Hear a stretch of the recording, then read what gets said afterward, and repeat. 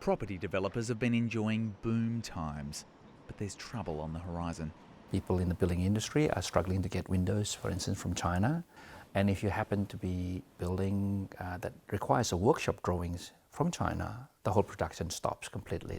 It's all because the ships from China have stopped too. We think that trade's down between 30 to 40%, particularly on imports. Neil Chambers has ridden the ups and downs of the transport field for 35 years.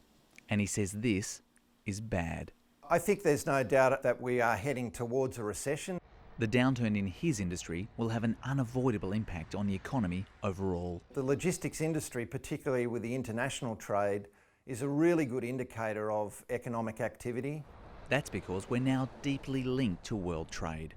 Companies don't sit on huge stocks of the parts and ingredients they need.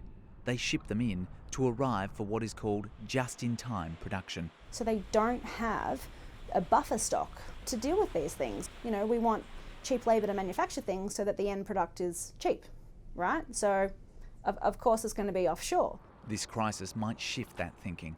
Some of the larger importers and maybe even some of the smaller ones start to look for other sources of supply just to balance their risks moving forward. Our connected world has helped spread coronavirus, and the global push for a vaccine will help beat it. But even if the spread is contained soon, experts say the economic impact will be substantial, similar to the global financial crisis of just over a decade ago. Daniel Hogan steps into the classroom when teachers are on holiday or call in sick. Schools can often be a bit of a petri dish for germs.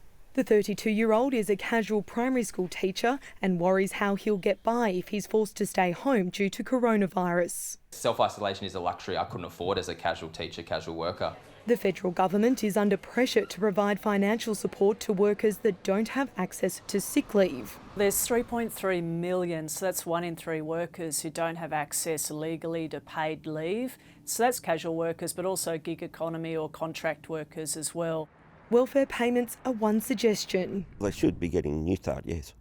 Without a doubt, that's what they should be getting because they're out of work for all intensive purposes. The proposal will be up for debate when senior ministers meet with unions and business groups tomorrow. Well, I'm very conscious that Australians in employment, be it casual or permanent, will be concerned about their job security.